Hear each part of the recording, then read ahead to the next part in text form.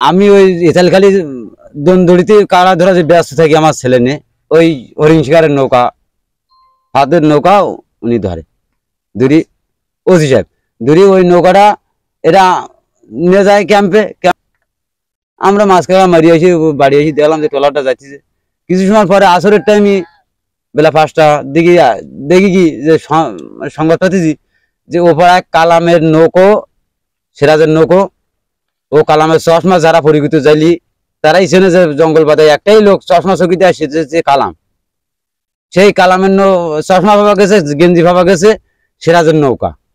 OC সাহেব কোন সিস্টেমে কোন ভালোবাসি উনি ওই কালামের ছেলে আবার ওই ইসে থাকে ওই ক্যাম্পে, ওখানে কাজ কাম করে। 1-2 দিন পরে ওইখান থেকে ওই স্টুডেন্টের বাড়ির থেকে কেউ না কেউ ভালোবাসি আমারে করছে কি যে দুই বাপ বেটার দেখা সাক্ষী দিল। ওসি সাহেব কিন্তু এটা হিসাব মিলিতেছে মামলাতে, কিন্তু যেই দেখি নকল তুলি যে আমার দুই বাপ বেটার নাম, যাকে নৌকা পাইলু, চশমা পাইলু, হরিণ শিকারের দড়ি পাইলু, তাদের নামে কোনো মামলা সে লোক অভিযোগ করলো না বা কেসও দিলে না। উনি টাকা 50,000, আবার পরবর্তী জানতে হতে উনি 50,000 টাকা উনি খাইয়েছে, খাইয়ে হিসাবটা মিলিয়েছে। প্রতি গনে 500 কোটি টাকা কিন্তু ডিউটির পয়সা নেয়, পাস করার পরেও 500 কোটি টাকা উনি নেয়।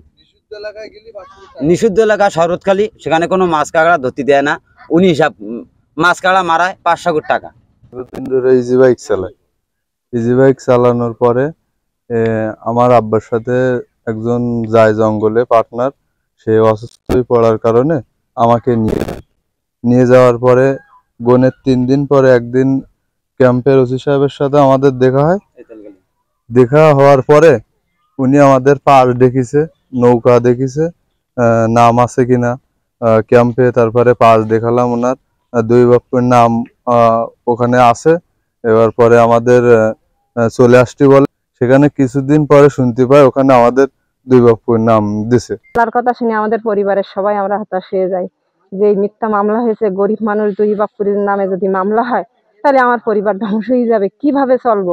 যে লোকটা ক্যাম্পে গেছে ফার্স্ট টাইম, সেই লোকটা তার না অন্য লোকের নাম শুনেছি কালাম, কালাম চশমা পাওয়া গেছে এবং আমার সঙ্গে পুড়ে যাচ্ছে জঙ্গলে চশমা চকি দেওয়া।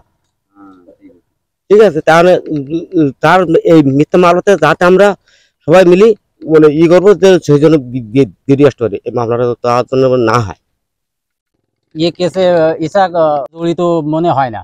না, এই মিথ্যা মামলা। এটা একটাই নৌকো সবসময়, আজকে না আরো আগের থেকে একটা নৌকো ব্যবহার করতে, আজও দেখতেছি তার নৌকোটা ঘাটে। এখন তো শুনতেছি যে তার নৌকো ধরে নিয়ে গেছে ফরেস্টাররা এবং নিয়ে তাদের ওই জাল হরিং এর কেস দিচ্ছে নাকি শুনলাম, কিন্তু তার নৌকো তো ঘাটে আইল না, এ তো সবসময়, এ কিন্তু আরো 5 দিন 10 দিন পিছিয়েও ছিল, এখনো আছে। তো আমার ধারণা এটা যে হয়তো এটা কোনো রকম যোগসাজশি করে এই মামলাটা হয়েছে বলে আমার ধারণা।